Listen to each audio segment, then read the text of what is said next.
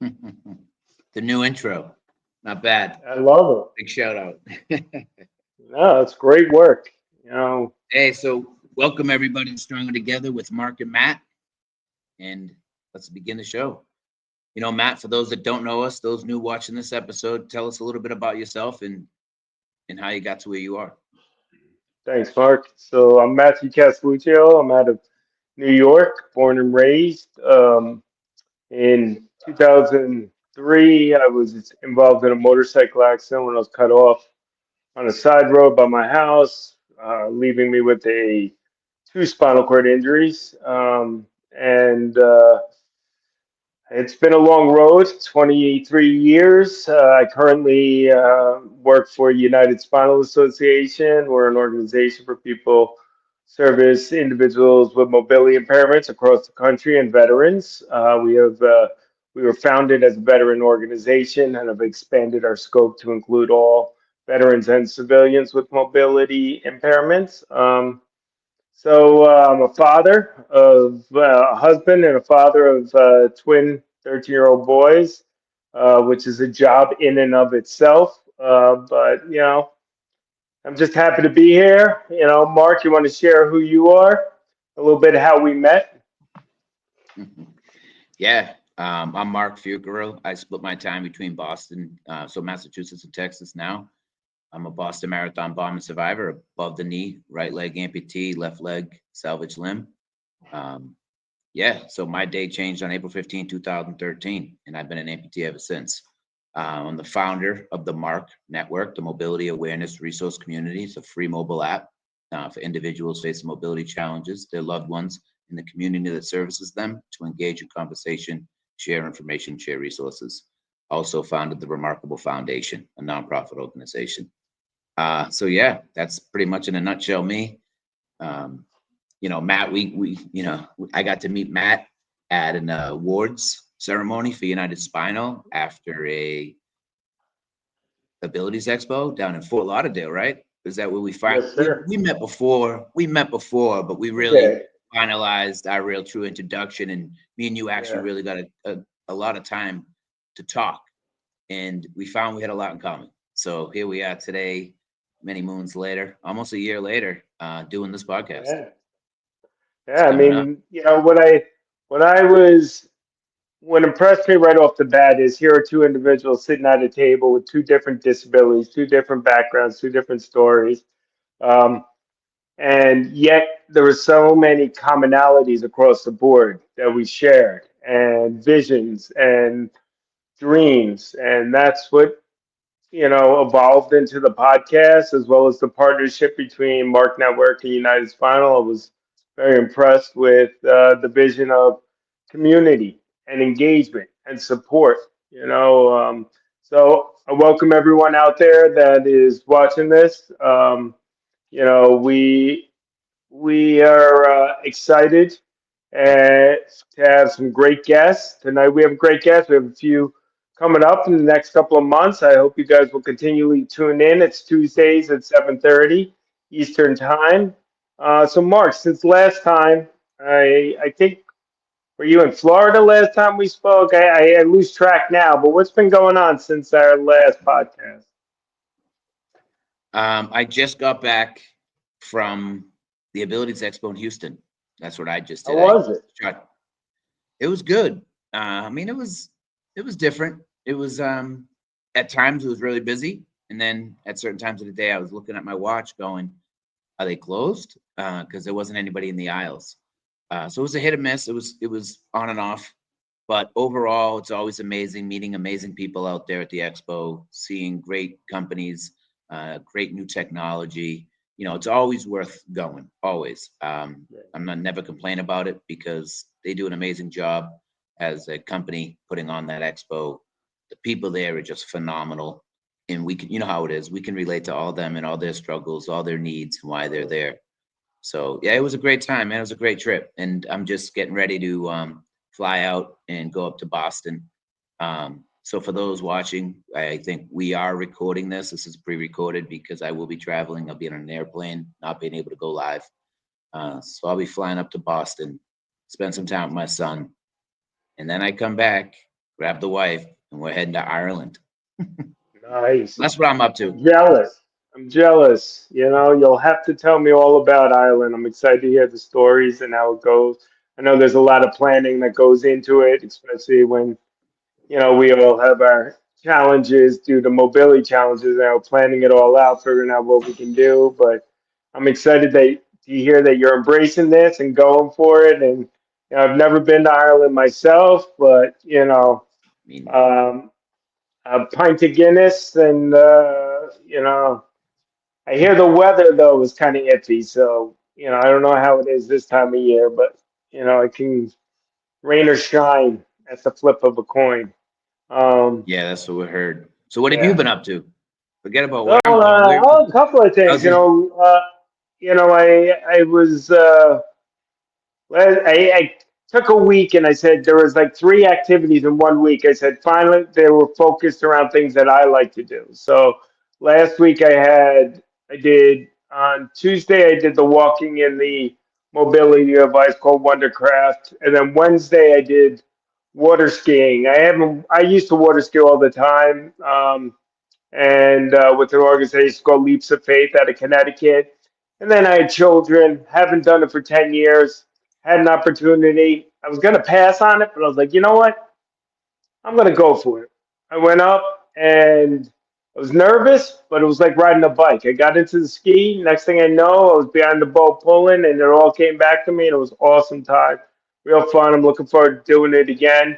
And then that weekend, I went up to Lake Placid for something called the Can-Am program runs up there, and there's an offshoot called the Can-Am Wheelchair Rugby event. So what the event was based around was buddy of mine who I played with died, unfortunately, due to an infection at one of our tournaments. He went septic, but it's in honor of him, Philly Bufard. And we invite players from all over to come, European, like Canadian players come down, and we do them kind of a mix up of teams. So you're playing with guys you've never played with, and it's a 2 day event, and it was awesome.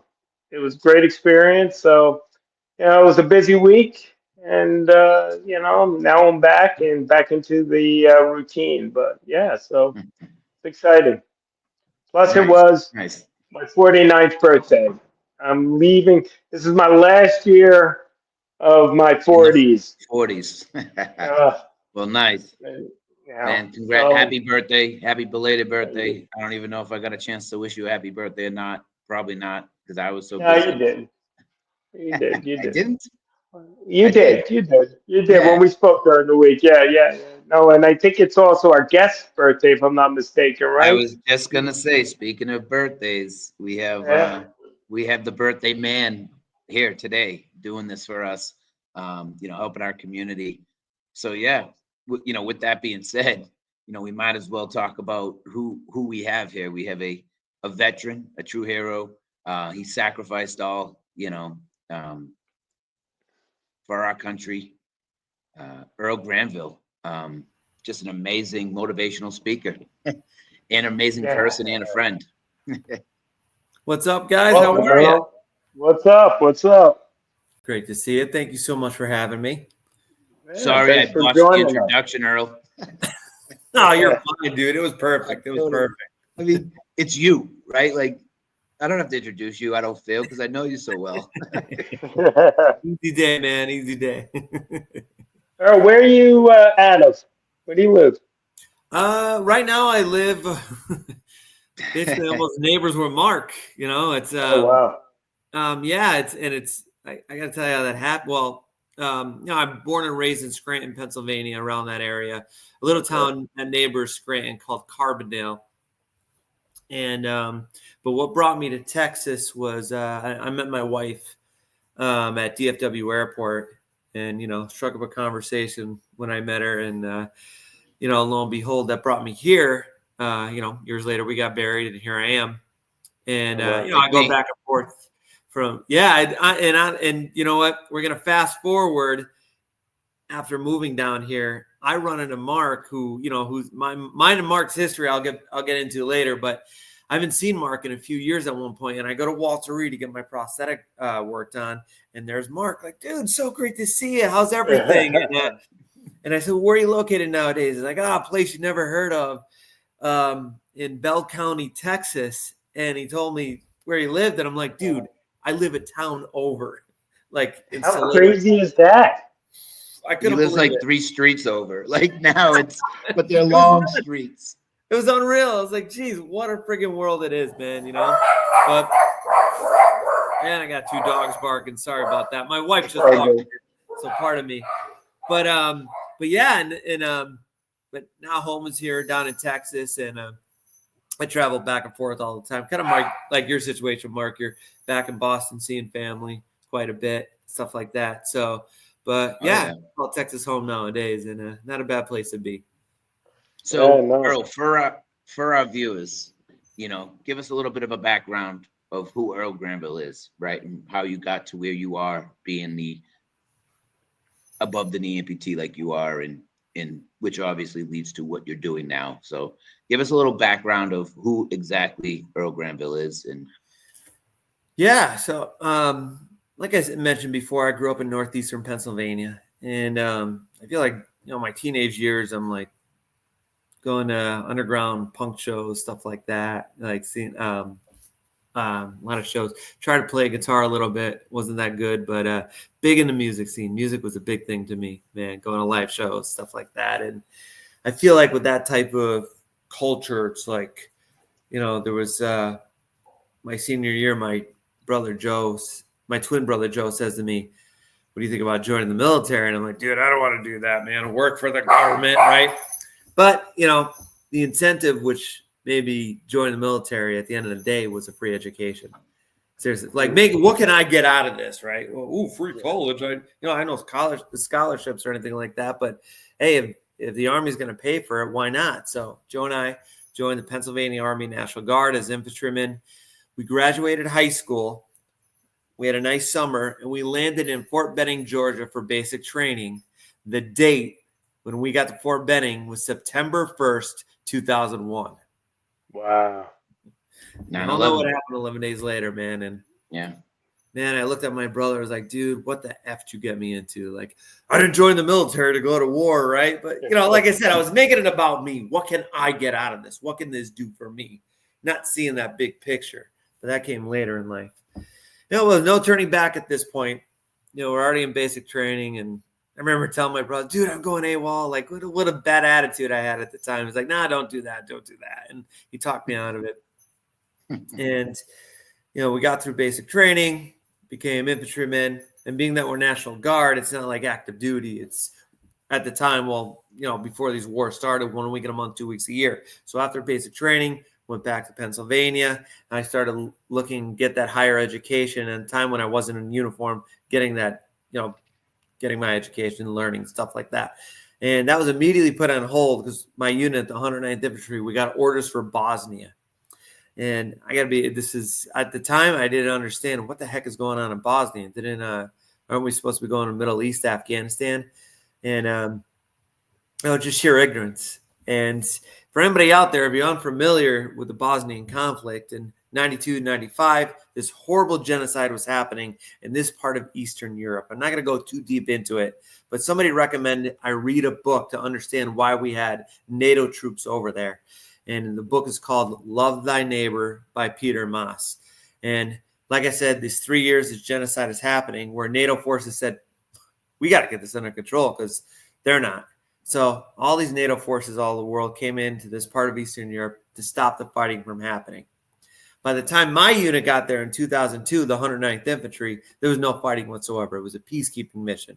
No real threat to us. No, we weren't really in danger or anything like that. The biggest threat we had where we could be harmed was if we drove off the road, we might hit a landmine that's, been there when all the bad stuff was originally happening. So nice, easy deployment. First time leaving the country, I was 19 years old. We trained in Germany. I got there when I was 18. So it was interesting. I just had to grow up real quick. And then came home from that deployment in 2003, and I enrolled right into college, Lackawanna College in Scranton. just getting that education. The whole reason why I joined to begin with. And I got 2 semesters in when we got another warning order. This was Iraq, but it was a volunteer mission. And on that deployment, we like if you were in Bosnia, you didn't have to go to Iraq. So I was going to stay back. But Joe, on the other hand, a lot of guys I was also friends with in Bosnia, they were going to go. So I thought, man, God forbid if something happened to them and I'm at home partying at college, you know what I mean? So I put my big boy pants on and off I went to Iraq with the 109th Infantry. And let me tell you something, Matt and Mark, it was the best decision I ever made. Now, what do I mean by that? Sure. Joining the military I made it about me. What can I get out of this? But going to Iraq, becoming an NCO, a sergeant, now I'm in this management role with working with the lower enlisted, in charge, more responsibilities, putting sometimes in these dangerous situations. I saw the big picture. This isn't about me. It's about us being a part of something bigger than ourselves. And my unit in the 109th Infantry, we were part of what's called the 2nd Brigade. But my battalion, which was the 109th, we were split in half. I was in Alpha Company. In my company, we went to a Western air base called Al-Assad in the middle of nowhere in Al-Anbar Providence. And we would get mortared once in a while, and we would do patrols. We would do long convoys. But, sometimes we would get put in danger. But my friends in Bravo Company in the 109th, they were at a place you may have heard of called Ramani. And let me tell you guys something. Those were 2 different deployments compared to the guys at Al-Assad and the guys in Ramadi. August of 2005, while on foot patrol, the squad takes sniper fire, and one of the soldiers, unfortunately, gets hit by that sniper fire. Staff Sergeant Ryan Ostrom of Williamsport, Pennsylvania, killed in action. September 19th of 2005, while on patrol in Bradley fighting vehicles. Driving one of those vehicles that day is Specialist Billy Evans, and the Bradley hits a roadside bomb. Specialist Billy Evans of Montrose, Pennsylvania, killed in action. And then September 28th, 2005, while on patrol in Bradley fighting vehicles, one of those vehicles hits a roadside bomb. This IED is full of white phosphorus. All 5 soldiers killed in action. Staff Sergeant Daniel Arnold of Susquehanna County. Staff Sergeant George Puglisi of Carbondale. Sergeant Eric Slobodnik of Greenfield Township. Specialist Lee Wiegand of Susquehanna County. And PFC Oliver Brown of Northeastern Pennsylvania. I'm sorry, I can't remember where Oliver Brown was from, but it was up there in Northeastern Pennsylvania. So you can imagine what this is doing to, obviously for us in Al-Assad, hearing about the dangers that they're in, more dangerous than the situations we're in, but also my friends that are right there with them as well, like my good buddy Dave Rivera, my good buddy Dennis Cush, in the situation of dealing with all this.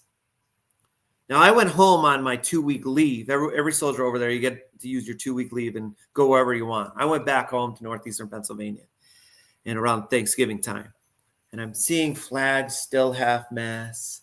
I'm seeing names of the fallen on businesses. God bless the 109th. And obviously, this took a huge toll on our unit and our battalion, but not just the 109th Infantry, but the community at large.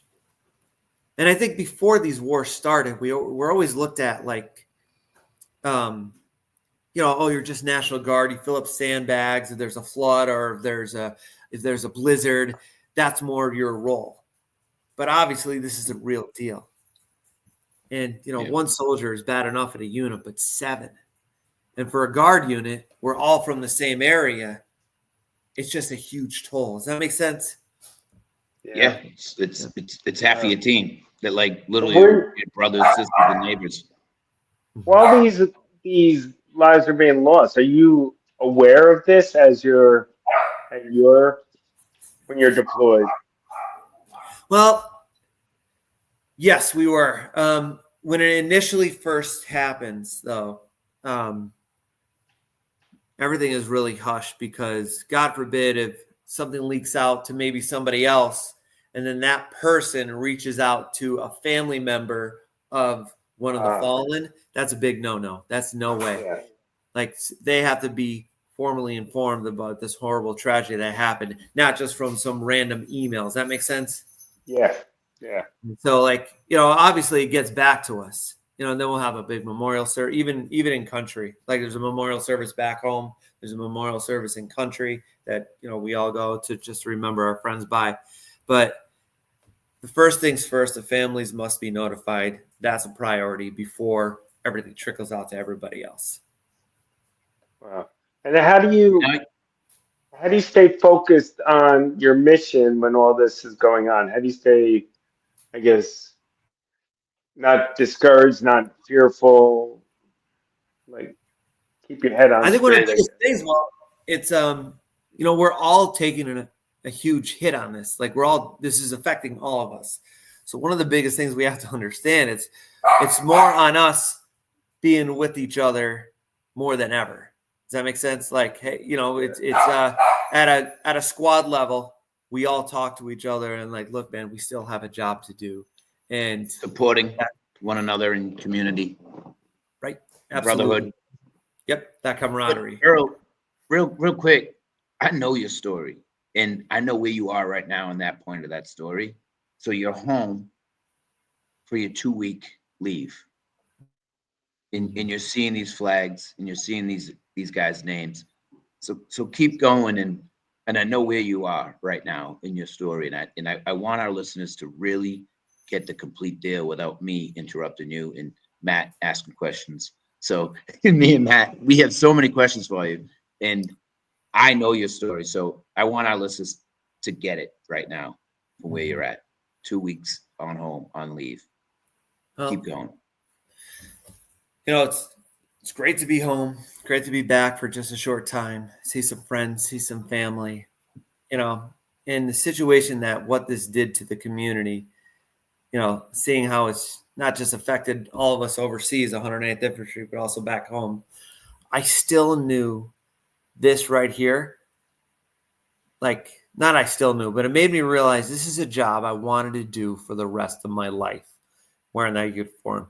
Because what I learned from Iraq, where I was at in my life, all this stuff, this isn't about me. It's about us.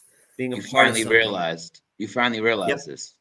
Yeah, being a part of something bigger than myself, being a part of a team. Now, I played sports in high school, but this was obviously on a whole another level, like what this is and how heavy this is. But I just knew I wanted to do this. When I went back to Iraq, my brother Joe and I both had less than a year left in our contract. So now it's time to make a decision. Do we re-up our contracts or do we get out? And Joe and I in country both re-up. And I said, yeah, let's keep going. Let's keep doing this. And eventually we came back from that deployment the summer of 2006. And I enrolled right back into school. Run right back to Lackawanna College, started grinding out, getting that education. Like I said, the whole reason I joined the military to begin with. Even like going to Iraq, I thought to myself, I was going to college to get, I didn't even know what I wanted to do. I think, maybe Mark, you're that generation, even you, Matt, we're all told you're only going to succeed if you get a higher education. So I'm going to school undecided, but I have to go to school because of what I'm told to do. But like, I'm thinking to myself, well, what I could be a firefighter or something like it. Some type of uniform job in the civilian world, right? But right now, the education is free, so I'm just going to keep grinding. Got my associate's degree, hit this fork in the road. What's next? Well, do I get to start looking for work? Do I get more education at a university? Maybe get my undergrad or finally go to grad school after that. And then we got another warning order, and this was Afghanistan. And it was another volunteer mission with a different unit called the 103rd Armor. And I raised my hand right away. Where Joe, on the other hand, he's going to stay back. He's now married, and that's his priority. He wants to start a family. And so now that he's married, he wants to have kids. And Joe asked me, is like, dude, how about you stay back with me? And we both go over when we have no choice. No more volunteering. I said, sorry, dude, I'm cutting this cord. And off I went. And now on this deployment, we're attached to a unit called the 103rd Armor. And we're part of what's called the Provincial Reconstruction Team, or PRT for short. Each province in Afghanistan, like a state, right? Each province has their own PRT team. And the PRT's job is working with local Afghan government and officials, helping rebuild parts of Afghanistan that maybe the Taliban was destroying. One of the biggest things I noticed is we were helping rebuild schools because at night the Taliban would destroy it because girls were getting an education and they didn't like that. You guys are familiar with the Taliban culture. Women are second-class citizens. So ever since we went to Afghanistan after 9/11 happened, their government was slowly getting into control now that we had a presence over there in Afghanistan, and the Afghan government, which is also, we were working together to fight the Taliban. So they were getting themselves back in order, and that's where the PRTs came to play as well. But not just schools, we would help renovate hospitals, we would rebuild roads. Very unique mission on a defensive position. Like I said, each province had these PRT teams. My job and my platoon's job were a mix of all these different combat arms in PRT Gardes. That was our specific PRT. It was in the Paktia province. And we were what's called the security force of, or SEC4 for short, of the core PRT of Gardes. Our job is we would escort these civil affairs officers, these medics, these U.S. civilian engineers. It wasn't even just military. We had U.S. civilians over there as well. Escort these core PRT members to their meetings, whatever local government, with village elders, whatever it may be, pull security for them, pack them back up, take them back to base. It was a pretty cut and dry mission. If there's meetings, if there's building something, we were just a security force. And every person we would escort would sit in the back seat of our Humvee or our MRAP, whatever we're driving that day, except for one individual. You guys heard my dog barking too, right, Mark? Yeah. Mine was photobombing a second ago. Anyway, every person we would escort would sit in the back seat of our vehicles, except for one individual. His gentleman, his name is Major Scott Hagerty. Major Hagerty just liked to be in charge of the vehicle he's riding in. It's what he always did. I saw on this 4-day mission, this town called Zormont we were going to. We were going to look at a future site to build a school. Major Hagerty was going to be riding in my vehicle. So I said to him, so I guess Major Hagerty, you're going to jump in that shotgun seat. So be it? Okay, fine. I'm going to jump in the gunner's hatch. And I'm going to give my gunner, my buddy Craig Rains, he's going to sit in the passenger seat of a different vehicle. Everybody's happy. Too easy. Continue mission. The final day of this 4-day mission, we had to take a route with our MRAPs, our bigger 6-wheeled vehicles that were behind our that were in front of our Humvees. I was in a Humvee. These 6-wheeled, bigger, wider vehicles are up front. And we were taking a road we weren't familiar with yet. And on this road, as we're driving, you look to your left, you're looking up a cliff, you look to your right, you're looking down a cliff. And we really had to crawl these wide vehicles on this road just so we didn't roll it over. And they're real loud. It's the middle of the day. You can imagine people know we're here. And the fact that we have to drive so slow puts us in such a bad defensive position. So we could see in the distance that we're being watched. People obviously know we're here, and we're really crawling through this area. Luckily, we would make it to our objective. We look at this future site where we're going to build this school. And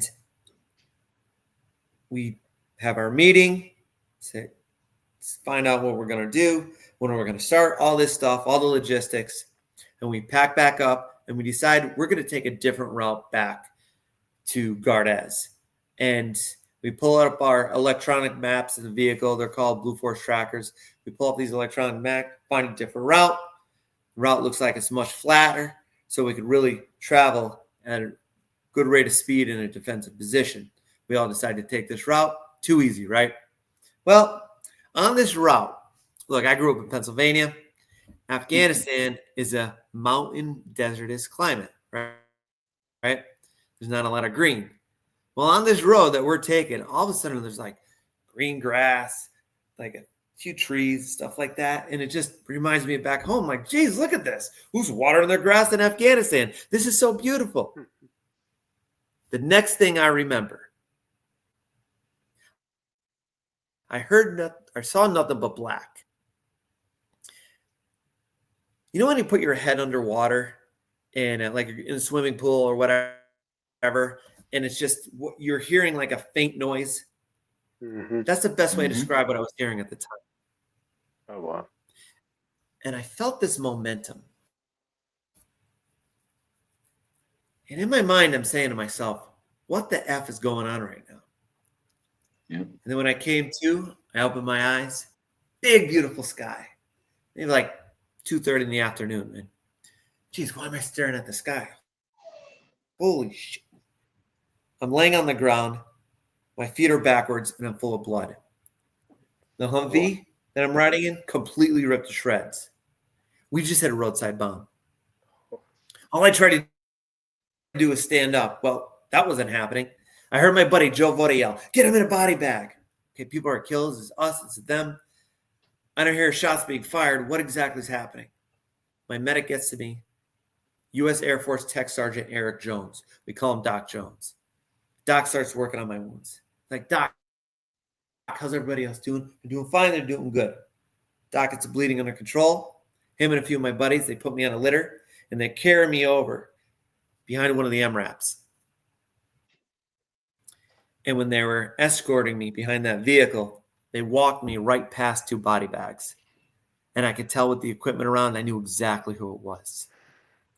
It was the remains of Specialist Derek Holland, who was driving the vehicle that day, and Major Scott Hagerty of Stillwater, Oklahoma. The men who took my seat that day, which is why I'm still here. And Derek, who was driving the vehicle, he just turned 20 years old. Wow. It's crazy. My buddies, they call in a 9-line medevac chopper. And a little while later, I hear the Blackhawk coming in, and it lands. And they put me right on that. And before it took off, 2 other individuals got on as well. In the back seat of our Humvee, there was an Afghan governor who we were escorting that day. And he was conscious, but he looked pretty beat up. And the other individual to join him was an Afghan police officer who wasn't hurt or anything, but he was just going to continue to escort the governor wherever this Blackhawk was taking us, just so he has one of his own. Does that make sense? Yeah. So, yeah. as the Blackhawk takes off, right, I'm like kind of laying there, all beat up. And to the right of me is laying the governor. Now, I'm 24 years old when this is going on, right? And my guess is that governor had to be like maybe mid-50s, something like that. And I thought he looked worse than me. And I think age has a lot to do when your body goes through this trauma like that of like what the outcome is going to be, right? Mm-hmm. So I don't care what your faith is, ladies and gentlemen. Look, I'm a Christian man, right? I just took my right hand and I squeezed his left, and I'm like, dear God, Allah, for his respectful faith, let's get us out of here alive. Now on that Blackhawk ride, the adrenaline's wearing off a little bit. My mind's racing, like what the just happened, right? Like, what am I going to do with my life? Like, obviously, there's some permanent damage there. Like, and I kept trying to sit up and look at my legs just to see how bad they are. And maybe I looked a little anxious, And all of a sudden, I got somebody kind of pushed my head back a little bit and started like petting the top of my head. And I'm thinking it's like the door gunner of the Blackhawk, right? Well, I look up to see who it is. And it's that Afghan police officer. Remember the one who was there to escort the governor? And he just kind of like pets my head a little bit. And I look up at him, and he just motions me to, hey, relax. Yeah. Blackhawk took us to Bagram Air Base, one of the biggest U.S. Military bases in Afghanistan, and one of the major U.S. hospitals as well. And they took us off the Blackhawk, brought us into the hospital, starts taking x-rays, see what's next, what's going on, assess our wounds and all that stuff. And shortly after, a doctor says, look, we got to take you in for surgery right now. And I guess my right hip was pretty damaged. And they, for whatever reason, they said, we need to do surgery right now on it. I'm like, hey, doc, hey, my life's in your hands, doc. You don't have to ask me permission. Let's just do this. Right before I went into surgery, I got a visitor. It was an Afghan police officer once again. And he walks up to the edge of my bed, big smile on his face, puts his hand over his heart, and he starts talking. And he doesn't even speak English. But, you know, we all know body language, right? I knew exactly why this guy was here. He just, you know, seeing how I was doing. This is how the Afghans greet. This is like their way of saying hello. They come knock on the door, they walk in, you know, smile, hand over the heart. And he just, you know, wanted to see how I was doing, I guess, you know, just I could tell why he was there. And I say that because there's something that we have in the military called blue on green. What that means is you're working in Iraq or Afghanistan, you're working with that country's forces, whether it's you know, their law enforcement, whether it's their military, for quite some time, and all of a sudden, like, one of them may just go rogue, start shooting coalition forces, like shooting Americans, and it's called blue on green. That's what that means. So what that does is you get a bad stigma when you're working with these forces. Does that make sense? Yeah. So this gentleman coming up to my bed to greet how I am, where I just met this guy today, I kind of like, look, man, they're not all bad people. Does that make sense? It's like a little kick in the ass. Like, dude, get your head out of your duffel bag and realize there's good and bad people everywhere where you go, no matter what uniform they're wearing. So this is just a moment I will never forget. I went under for surgery. I woke up in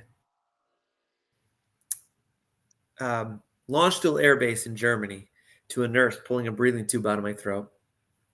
And she informed me where I was. And later that day, a doctor came into my room and said, hey, your right leg, we think we could salvage. Your left leg, we're going to have to amputate. I'm like, holy shit, heavy stuff, right? Man, you think I could keep it? And he says, well, if you keep it, you're going to be on crutches or wheelchair for the rest of your life. You're better off the prosthetic just for the fact it's going to be no weight bearing. You're not going to be able to walk with it. I'm like, no. Doc, hear me out. Do you think I could keep it? Oh boy. Yeah, he wanted to save his leg, bring it home with him. But we As a trophy for your. And he said, no. He's like, no. I wonder if that's Did the you first have- time a patient has ever asked him that question. Probably not. What's that? Honestly, well, you know what? And he actually said that I'm not allowed to let you do that, and you're not the first to ask me that. And Mark, you could probably relate to that, right? So I'm gonna get to keep my leg, and I'm like, what's this guy gonna do with it, right? He's gonna take it home and feed it to his dog. Yeah. My thought process. I think you all out there, you've seen the movie Christmas Story, right? Yeah. You wanted to make a lamp out of it? It'd be pretty awesome for Halloween, right? Oh boy. You would be a first. Yes, it would be pretty wicked. Oh man. Yes, I That's can a relate to first. that. Keep my leg. I could hear you the whole time.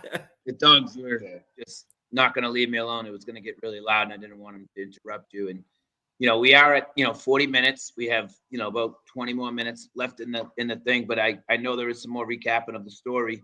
I want them to grab a quick snippet of the rest of the story, because me and Matt want to get into all the things, because Matt is the question guy. Matt always has the best questions. Matt, Gotcha. I'm horrible at that, but Matt has a lot of questions he wants to talk to you about. But I know there is a little bit more, for you to finish up and touch base on for the important things in your story and your life.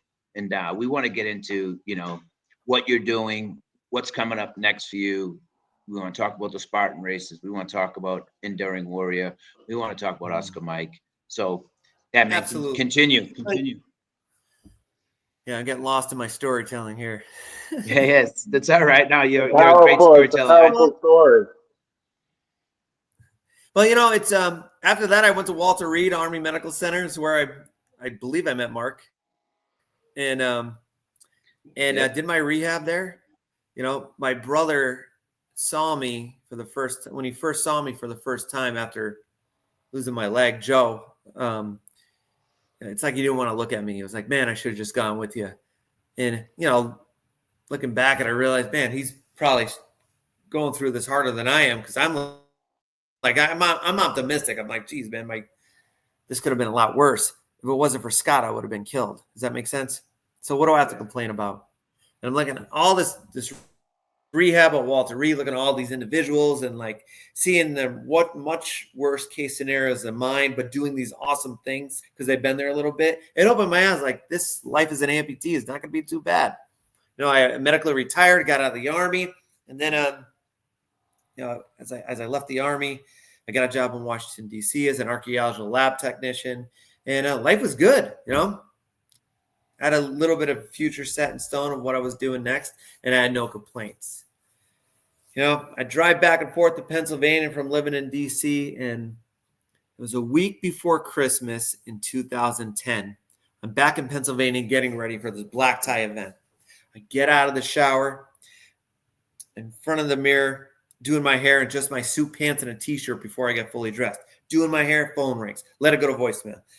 Wash the hair gel out of my hands after doing my hair. Look at my phone, see it's my mom. Listen to the voicemail. Earl, you need to call me immediately.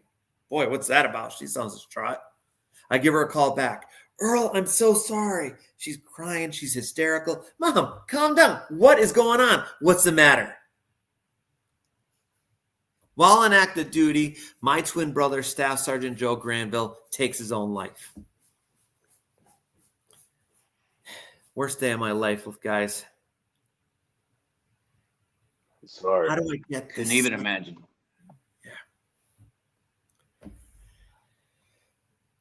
How do I get this second chance at life? And my own twin brother take his away. Next day, I had to go to Joe's house. There's his wife. There's his kids. You can imagine the energy, people trickling in and out of the house all day, right? Like, I just didn't want to be sad anymore like everybody else. So what happens now? Oh, we got to get ready for a funeral.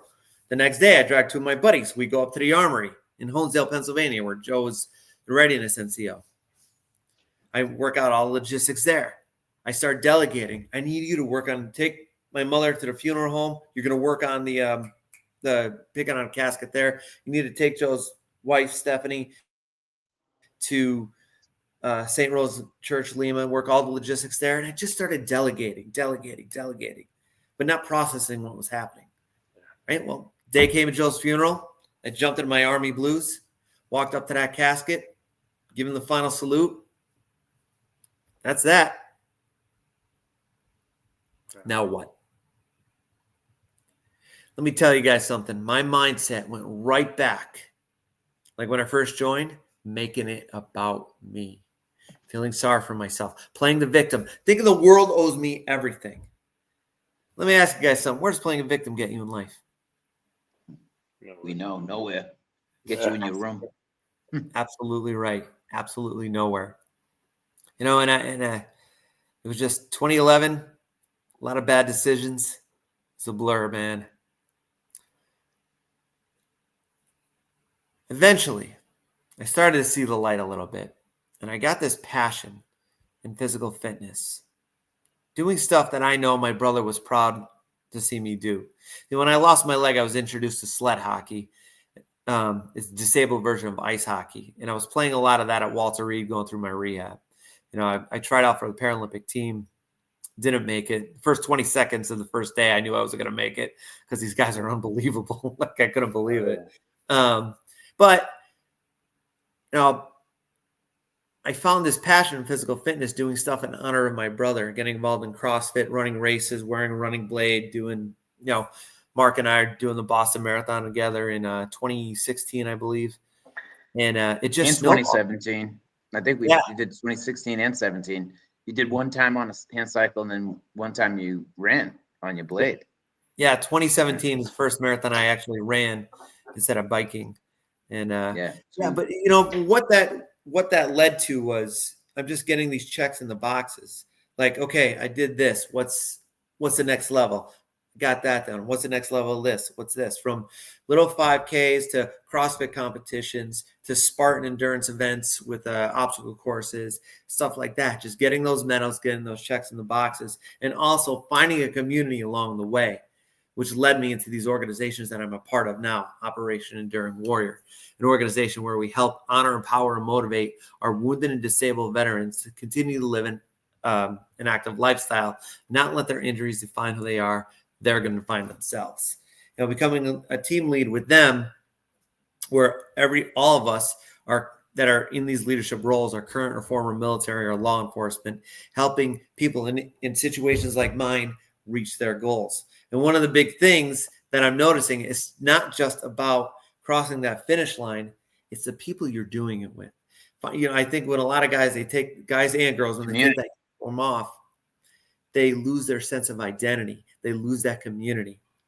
And I think part of the mental health aspect of where they may be struggling is just being a part of a team once again. And so speaking of teams, Earl, we all three of us kind of here found our way pretty much in the sense of activity, right, Matt? You yourself. Yeah. So Matt, you play. What do? You play a lot of different sports. Yeah, I do marathons. I play wheelchair rugby, and I did water skiing for many years, competitive water skiing and different stuff. I noticed you have a shirt on of an organization that I'm very familiar with because I know Noah and his whole squad, and my plan is to go out to their facility in Chicago to engage the guys on a more personal level. Tell me a little bit about Oscar Mike and your association with them. Man, I met Noah back in 2014. I get some random Facebook message from, I thought it was a person at the time named Oscar Mike, right? Saying, hey, we see the work you do. We see your speaking. We see these charities you help run. Would you come check us out? And, I did my research. I'm like, man, these guys are legit, right? So Noah flew me out to Chicago and introduced me to the team. And this is like in the beginning stage of Oscar Mike. And I ran a race with them that weekend. I was on a podcast with them, Noah and I, some other veterans, just like a roundtable discussion, mental health in the military. And I'm like, Noah, how could I help?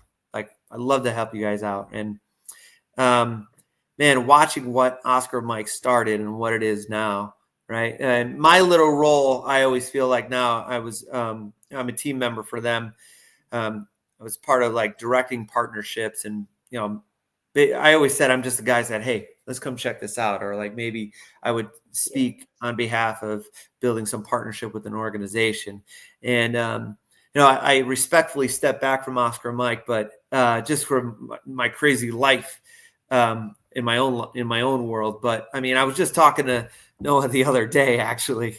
Right? It's just that's never going to go away. Working with Noah and just seeing what they do, just besides the apparel that they sell, which is made all in America, the three entities that this is what I like to look at Oscar Mike. This is how I see it. The wheelchair rugby team, which is called Oscar Mike Militia. And then you have Team Oscar Mike, which we have a great partnership with Spartan Race for. And then like you were talking about, Matt, the clinics that we hold up there at the Oscar Mike compound. Those are the three biggest things we work with our disabled veterans.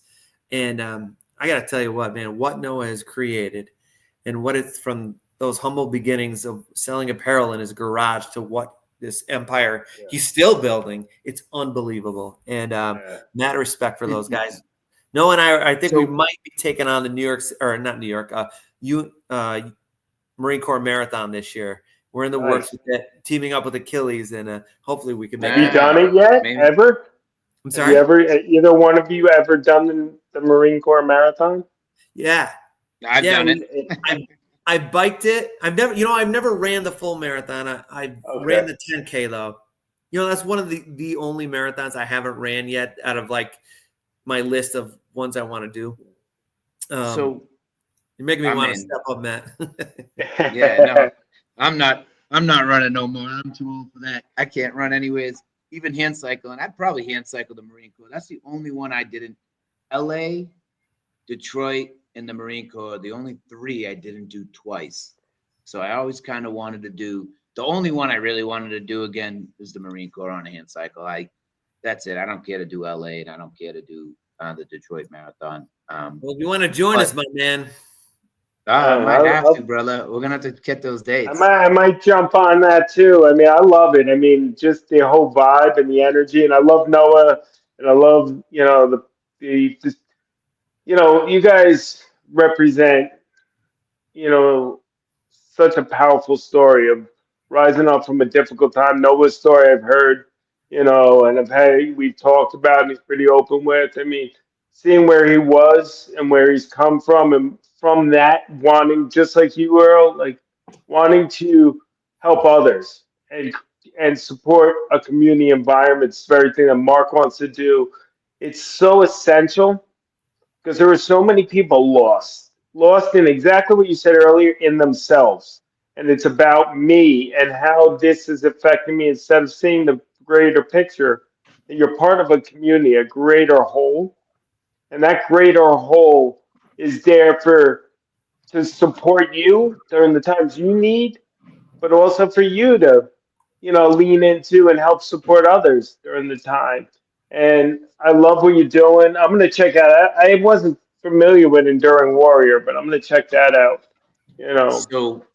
So real quick, Matt, my son got to do. So I did it. So Earl calls me, and it was kind of almost like a John Wick moment where he's like, "Dude, you got to do this event with me," like pulling that coin, and saying, "You got to do this event with me, the Spartan race." And I was like, "I don't know, man. I'm old. I'm out of shape. I haven't really been doing much, building the Mark Network and the Remarkable Foundation." I said, I don't know. And I'm like, you know what? It's for Earl. Like, I'm doing it. Like, and I got to do a Spartan race in Austin with Enduring Warrior, and then he was doing the Spartan race up in Fenway. I mean, that's my home. You know what I mean? And I'm like, I'm doing it. My son's gonna do it with us, and man, my prosthetic was broken, my X3 was broken, toast, done. And I was waiting to get my new one. And my brace, that's why me and Earl ran into each other at Walter Reed. I was getting my brace fixed. My brace was broken. So I was a no-go for Fenway. And luckily so, I already knew I was a no-go because I did something to my back right before that race. But my son was blessed to go Enduring Warrior with them in Fenway, and he loved it, man. It got him hooked, especially hanging out with you guys. So I'm grateful, thankful. And Earl, I want to go back. Like, you talked about music. Like, me and you have so many similarities. Like, we almost could be the same people. And it was September 19th. You mentioned one of your units got hit. That's my birthday and my son's birthday. So just that relation with that is like devastating, knowing that I was celebrating and there was, a veteran that lost his life that day. And then you mentioned seeing veterans at Walter Reed, seeing what they were doing was like eye-opening. I was blessed because Semper Fi and those guys had just finished the Boston Marathon the day the bombs went off. And those guys were, we need to get back there.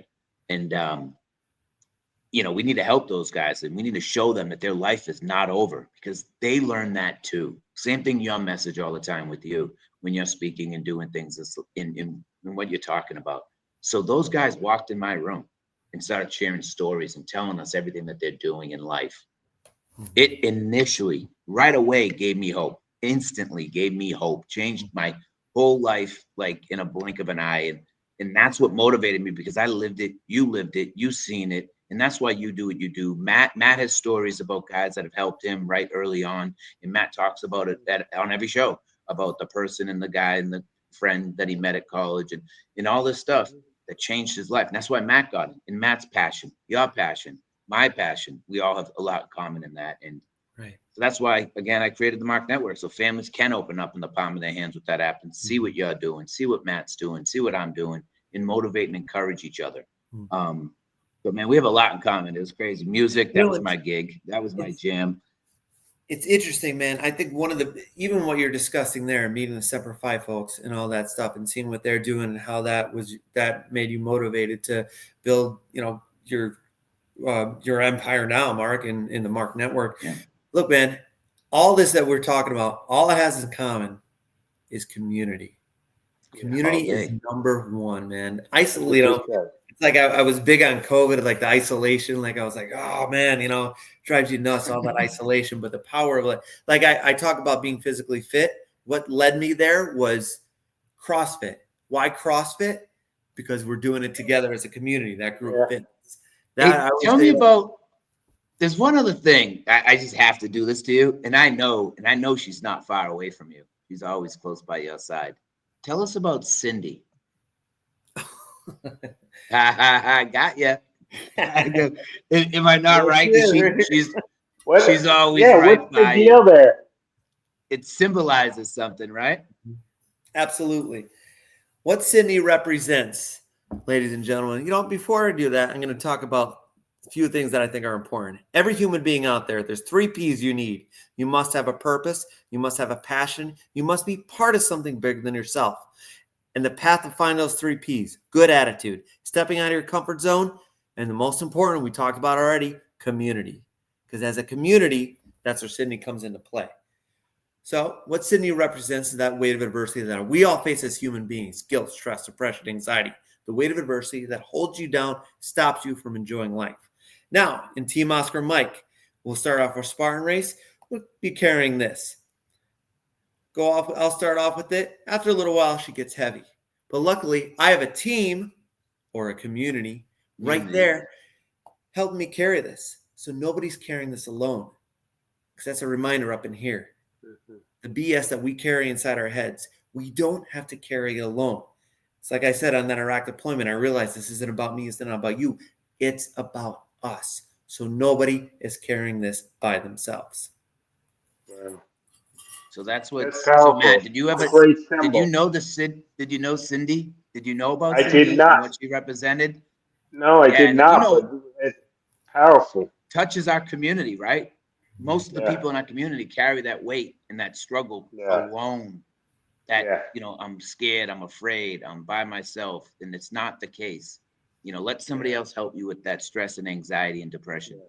You know what happens too many times is I was just on a call with a guy today who he's helped establish a bunch of programming in Mississippi, helped establish all this. Now he had a secondary condition that developed, which led him to lose his wife and all this stuff. But he was too proud to reach out to the community to help support his Cindy. He wanted to carry this weight and it's just sinking him. And we were talking about today was, look, he needs to know that, we're all here to help. And there's going to be a time I need his help, but he needs to reach out. And too many of our community doesn't make that step. I don't know if it's pride. They just have that heavy weight and don't realize that we're all around here to help carry that load. We are a community. And I think through the podcast, through all the activities that you do, Mark, our outreach in the community, it's slowly educating the community that, hey, listen, reach out. I mean, when I heard Noah's story, if Noah's friend didn't reach out to him, Oscar Mike never would have existed, right? So it's like. Exactly. Yep. Yeah. It's crazy, man. And Earl, I do have real quick, because we're wrapping up, right? I want to talk about, let me see, what does it say here? EarlGranville.org, right? Yeah. So you're a motivational speaker. If there's anybody, how do they get a hold of you? Email, just through your website? Talk about what you got. If you have any upcoming events that you're speaking at that people can join or not join, what do you got for us, brother? What do you got?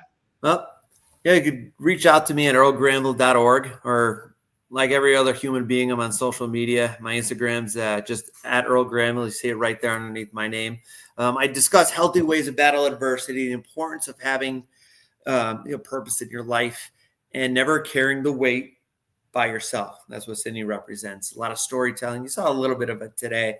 For public events, geez, at the top of my head, I'll get back to you on some of the public events. Yeah, a lot of them I do is I like know. corporations, stuff like that. But I mean, Mark, I think last time you saw me spoke was at a brewery. I got asked to speak there.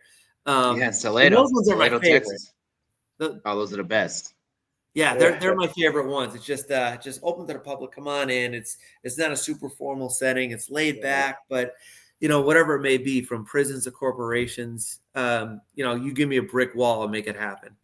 But anybody's interested out there or hear a little piece, or even just want to ask a few questions, by all means, you can find me on my website, earlgranville.org, or even my Instagram handle. I love the chatting and hearing other people's stories as well.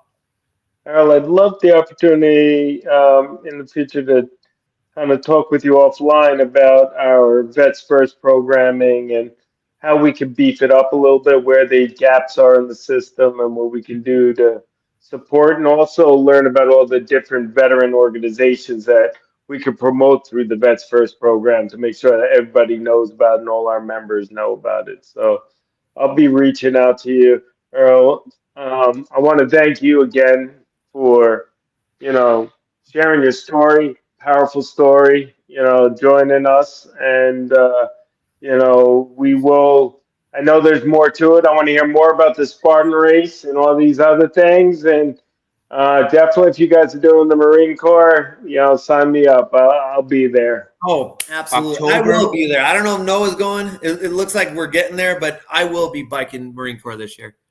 Wait, why and I? Hold on. So you're doing it with Achilles. I need to reach out. October 26th, right, is the Marine Corps Marathon. I think so. Yeah, I think it's the last Sunday of October.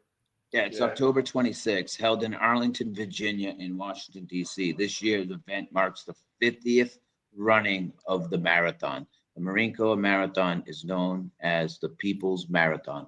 So I love it. I mean, it was definitely top one, top two because of Boston. That's where I got hurt. That's where I've done it. I've done Boston 3 times. The Marine Corps there's nothing close to it, especially that Blue Mile. That couple miles there of the pictures and images of the soldiers that sacrificed it all. Oh man, I was crying like a baby throughout that whole stretch of seeing those pictures, man. So yeah, let's try to make it happen. I just already checked my schedule, man. When you guys don't think I'm paying attention, I'm listening, but I'm like, hey, I want to see if I can make that. Dude, I would love to see you guys there, man. That'd be awesome. We'll host our podcast from the Marine Corps Marathon. Yeah, do our podcast the night before, then.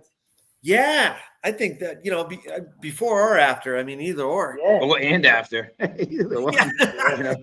Yeah. What? I got a great platform. We can just go live from. You know what, man? I tell you what, let's I'll talk with Noah. I'll see if Noah's. I mean, he's pulled in every other direction more than I am, but he says he's loved to do it. Last time he did it, him and I did it together, and I out of the blue was like, dude, I'm doing Marine Corps, do it with me. And he's like, how did you get a bib? Do we just apply? Can we just apply? Yeah, you can go through Achilles and get it. Or for anybody out there too, being it's a people's, anybody could run. Anybody could run the Marine Corps Marathon. That's why I like it's a people's marathon. Like Boston, or some of these bigger marathons, you have to qualify. It's an elite. For it. Qualify, right? Yeah. But like Marine Corps Marathon is a people's marathon. Anybody could do it. So I'm sure people are buying bibs now, but I don't know the website offhand. But check it out, ladies and gentlemen. Real quick, we're gonna stay on talk after. Let's wrap this up. We're at 104, Matt. So Earl, thank you, and it won't be the last time we are talking to you or seeing you, because hopefully me and you have a little thing in the works. 100%. Yes. Yeah, we'll be talking. So Matt, anything you got to say? Anything you got coming up you want to bring awareness to United Spinal? No, we have a couple of events coming into disaster education preparations, right? Because a lot of people are being hit by these natural disasters. We have a couple of workshops and stuff that we're working on. And listen, just if you haven't already signed up, if you have a mobility impairment, whether you're an amputee, spinal cord, sign up for United Spinal, explore our services and resources. What about you, Mark? just like I said, every time, download the Marc Network. It's an opportunity for our community to connect on a daily basis. So check us out. We're in the Apple and Google Store. We're a free mobile app, social media community, online community. Check it out. And again, Earl, thank you. Matt, thank you. It's always a pleasure. Good night, Thank you guys. Have a good night, everyone. Thank you, gentlemen. Great to see you. Bye-bye. Once we click off, Earl. So